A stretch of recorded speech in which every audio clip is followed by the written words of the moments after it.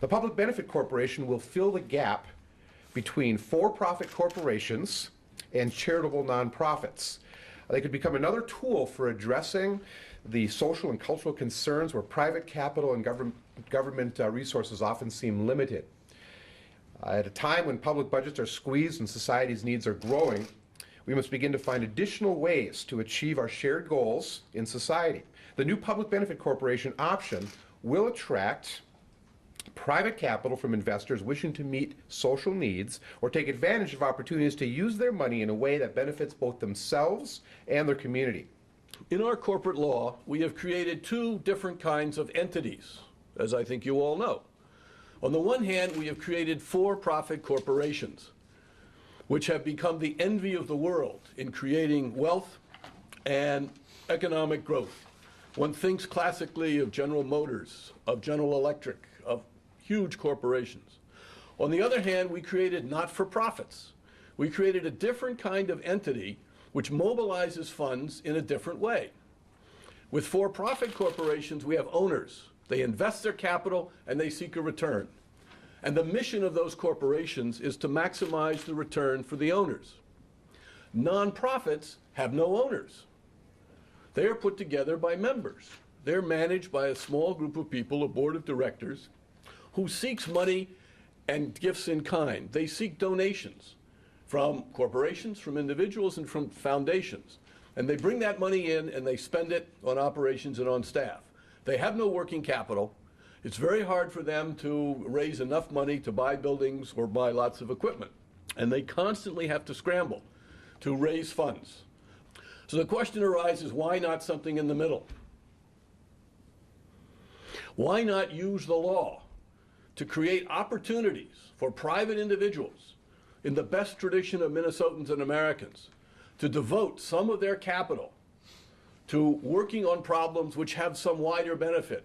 Culture, education, maybe running a great metropolitan daily, maybe running an NFL football team, who knows, maybe running a theater, maybe providing school services. The list of things that could be done in a free market environment is endless. The real purpose here is that people who have private capital can invest their capital and have some control over an entity, but they would accept a lower return. Let's say they would accept earning 6% or 8% a year on their money rather than 15 or 20%. But that difference in earnings that goes to the owners can then be used to pay higher salaries, can then be used to provide better quality services or something like that. This is a voluntary action by those people who have private capital, and I would suggest it is a direct and immediate answer to the questions that have been posed, frankly, by Occupy Wall Street, which is, what is the 1% doing for the 99%? And here is an opportunity for those with talent and particularly with wealth to step up and deal with the many things that our society needs to address. This is something that shouldn't be controversial because it's purely voluntary. When you're starting a business, you can incorporate the traditional way under the Minnesota corporate law, or you could operate one of these, what we're calling a B corporation or benefit corporation structure. And the biggest single change, the main single change, the bill is only, I think, page and a half, 2 pages long. The main single change is that the corporate responsibility of the corporate governance is not just to what we would call shareholders, the people, the investors, but also to other stakeholders, the community, the employees, the customers. All of those other factors can be factored in. They still have the same fiduciary responsibility to their shareholders, but people who choose to invest in these companies may get a lower rate of return. They may not. Some of these companies do very well.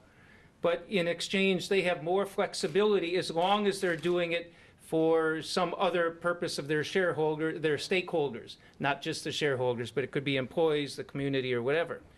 This is a purely voluntary structure. People who choose to start a business this way would have the flexibility to do so.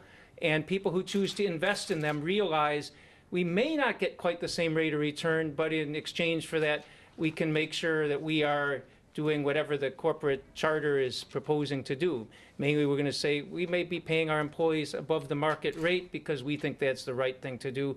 We might feel that we're buying more responsibly produced resources or something. And so for the environment or whatever sake, that's a decision we as a corporation want to make. It's purely voluntary.